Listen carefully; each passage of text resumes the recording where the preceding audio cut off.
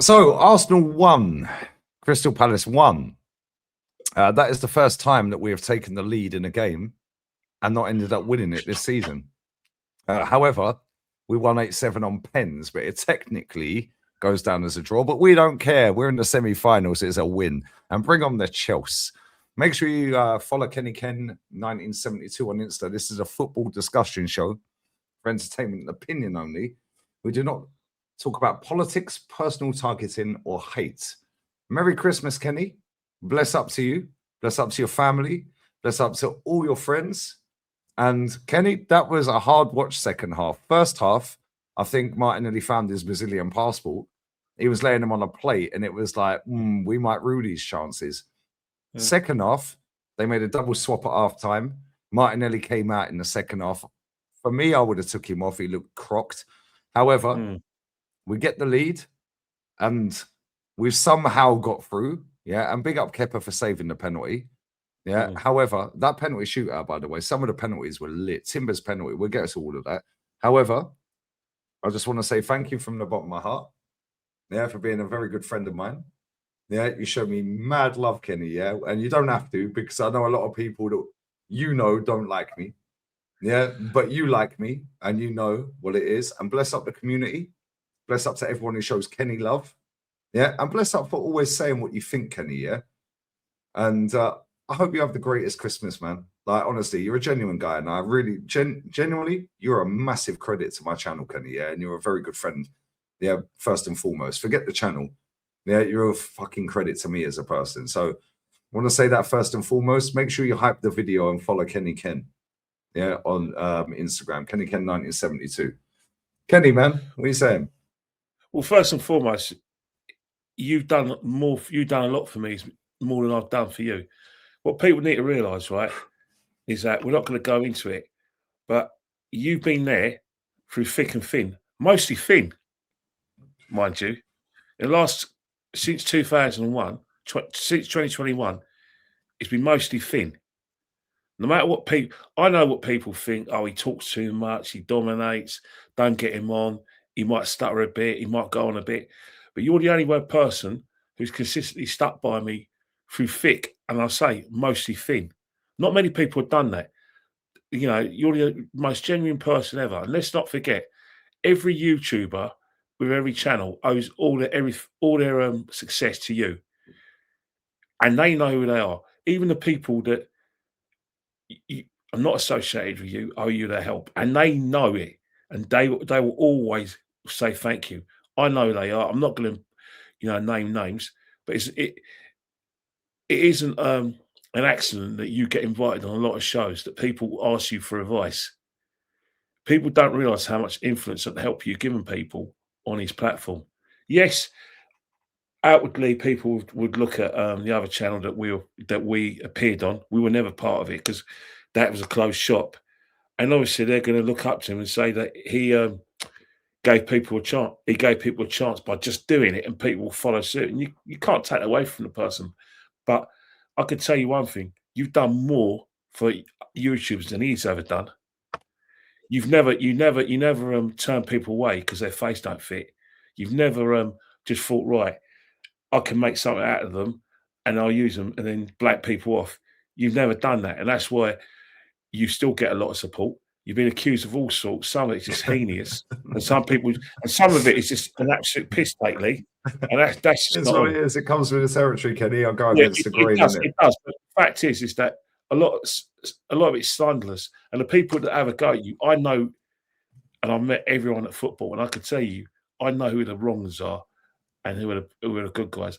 And a lot of people who think are good guys are wrongs. Now let's talk about football because you're going to get embarrassed. First and foremost, let's start. Yeah, my daughter's tucking me up for money as we speak, mate. That's what I it's like, I hate Christmas, Kenny, by the way. I'm the Grinch.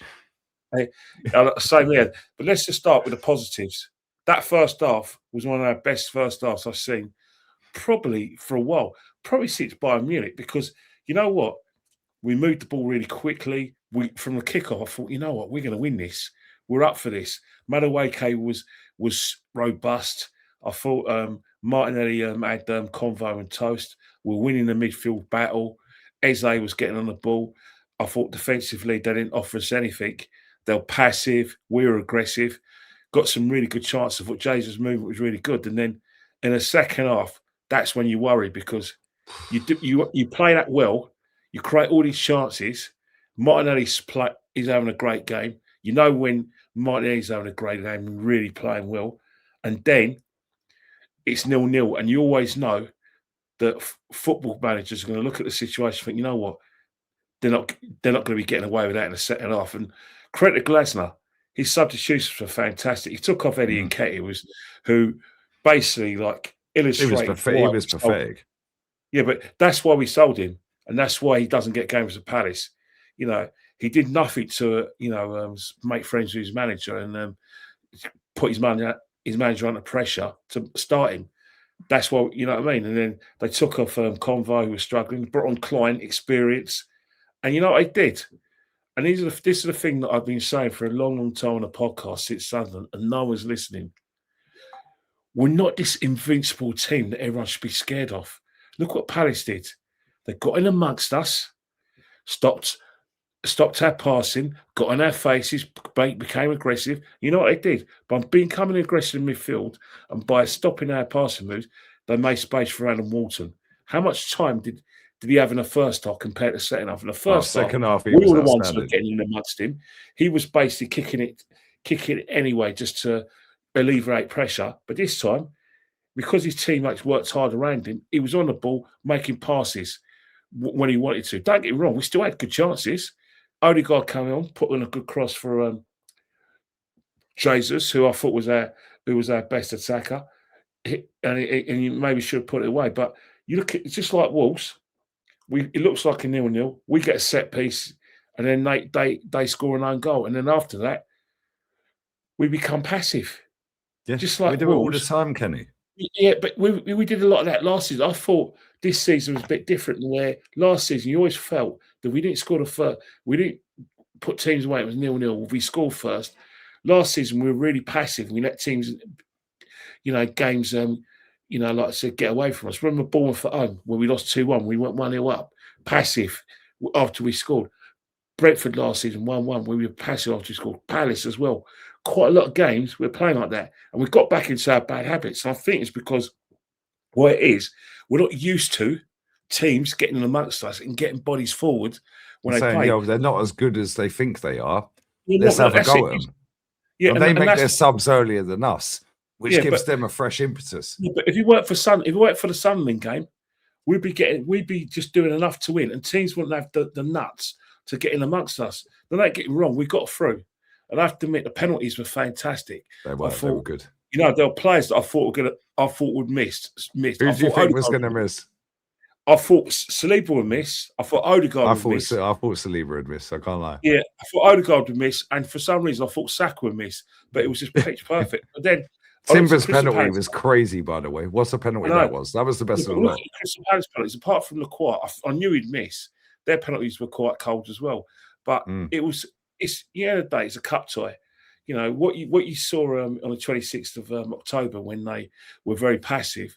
I said on the podcast that they're going to be a lot more industrious, and they were. But if we were to take away from the fact, that we got through to the next round and won a penalty, if that was a league game, people would be going absolutely berserk. Oh, that's a draw. Yeah, it's a draw. Yeah, they'll be critical of our performance, and I think a lot of the people who are behind the team, behind the team as well, but are very positive as a manager, they're noticing it as well. So it's not just us who are just basically making constructive criticism. We are noticing that we're not putting teams away. We are noticing the second half when teams get amongst us, we struggle. We are noticing defensively we're not as strong as we were before, and we find it very difficult to withhold constant pressure. We invite that pressure. We also find it very difficult to put teams away. Kenny, that first half, you're right. It was one of the best we've seen all season, yeah? Yeah. Right? And that's Martinelli's best performance of the season. Yeah, but then, you know what? The goalkeeper had a worldie. Yeah, let's just be real. Yeah. He was on smoke. Yeah. But at the same time, you have to bury the chances, mate. We've said that you've got to bury the chances. And that's the thing with football, especially our football in this league. If you're on top and you don't score, then what will happen is when the opposition, when you don't score, you run out of confidence. The opposition it starts getting easy for the opposition, and they think, you know what, we can win this. Yeah, Yep. because at the end of the day, back in the old days, if teams had about 30% of possession, they're not winning the game. But in this day and age, if you've got 30, you can still win games with 30% of the possession, because all you've got to do is stay compact, make sure your goalkeeper, is positionally wise, has shot straight at him. And then all you've got to do is when the other team's tired, just get your bodies forward. Don't always make waves of attacks. And they'll Just naturally take one retreat. chance, and it's done. Yeah, we're And naturally that's retreat. And what that's what we Paris did. Yeah, and this is the thing Yeah. that winds me up with this manager, Kenny. Yeah, I'm sure you'll agree. Maybe you won't. Yeah. When we got that goal, and listen, it was a lucky goal. Yeah. And we've scored, we've scored we ain't scored any open play goals in the last 3 games. Last two games at home. Last 3 games. In total, 3 own goals, 1 penalty. We've won. And do you know what's mad? Yeah. Bless up Aaron talks Arsenal or Aaron talks football. Bless up Aaron. Yeah. When we beat Wolves and Everton, that is the first time we've won back-to-back Premier League games for 2 months, you know. Yeah. We've been getting away with it, and we can't just blame Gabriel's injury. No, it's not Gabriel's Gabriel injury. weren't in the squad tonight. Ethan might as well just fuck off on loan. Yeah, because he ain't getting the game again. Victor, your critic come as well. But yeah, I still think. And that's why. Sorry to cut in. Sorry, let me just land this. Sorry, Kenny. Sorry, bruv. Yeah. That's all right. This is where this manager winds me up so much, my blood boils, Kenny. Yeah. Their manager, when that young lad got injured, and bless up, hopefully as well. Yeah. No, it stitches. I think it'd be. But they brought on a midfielder for him, and he's a defender. Yeah, and they said, F it, we've got nothing to lose, let's go for it. Yeah. We're winning the game 1-0. Yeah, we take off Jesus. Yeah, and bring on Declan Rice. Yeah, I'm sorry, mate. Where's Jokeris? Where's Ethan? Because they're going to pummel forward. But now you've got Sank on the counter. Instead, we're retreating and inviting pressure, Kenny. Eventually, without our best back 4, they're not it, bro. They're not as good as the first back 4. So you're inviting pressure, and this guy sets to default every time. The thing about it, right, is that you say that you can still have your back 4. You still have to be able to play well. I say that. Yes, we'll be better at set pieces because Gabriel Magalhaes, his movement in both areas is fantastic, and he attacks the ball, which is why he does cause problems. But the problem is that the way we're playing, even with him in the team, let's not forget he was there. He played against Sunderland, where I think our dropping form started, and we could see 2 goals. So you can't just say, "Oh yeah, we're missing him." The bottom line is basically we're not playing well. We are conceding chances. People are in denial, and I've been saying since Sunderland we haven't been in great form. People say, like someone like Perry Groves will say, "Oh, what are you complaining about?" Patronising, a genuine fan. Said, "What are you complaining about? We're top of the table. Look where we are. Look where us were before the man got in." That's the most patronising statement I've ever heard from an ex-player towards a fan who, let's face it, has got a vested interest in the club. While Perry, as much as he loved playing for Arsenal, sounds like a top gooner. Yeah, I speak to Perry a lot. And I know that when he grew up around the Suffolk area, he was an Arsenal man. But it doesn't mean that all Arsenal fans have to follow that script. And I thought it was bad form from Perry. But that's the situation.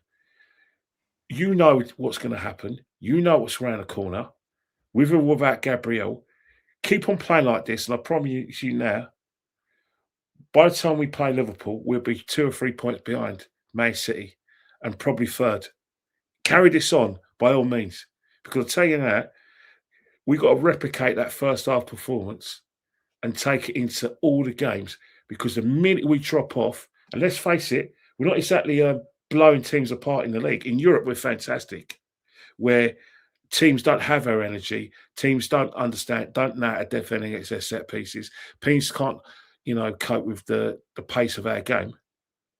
So we can dominate and bully opponents in Europe. In the Premiership, we can't do that. We can So we've do got that to in the think of group another stage, way. Kenny. We can do that in the group stage. That's all good Yeah, in the let's group see like we stage, did bro. last season. Like we did last season. But all I'm We see trying to say, Liverpool man, blow everyone away in the group stage. As soon as they play yeah, look, PSG, see you later. yeah, look, it ran out of ideas. But you know, all I've got to say before I go, improve or run the risk of not giving City the title on a play. Seriously, it's that No, serious. facts. Stop Facts. messing around. Stop trying to, like I said, beat around the bush and start gaslighting people. The eyes don't lie. Either Chico. if you're a stadium and you watch it and you watch it on TV, we are the gift that keeps giving. And on that bombshell, Merry Christmas, Kenny. Best up to you and your family. And Well, I don't know, mate. I can't wait. I've just seen what's in the fridge for Christmas dinner. I just can't wait to eat it. Kenny's ready to go. I'm in the fridge. You've been told, get off of that. Get off. That's exactly what's happened. I've been told not to touch certain things in the fridge that I've got to save it for Thursday. Nah, bless up to you, man. We'll see you at the weekend. Listen, have a wonderful Christmas, man. You deserve it. Yeah, you're a legend, man. Appreciate you. Make sure you follow Kenny Ken 1972. We're out. Jezza next, and then Matty, then emergency meeting. Love, laters. Bosh.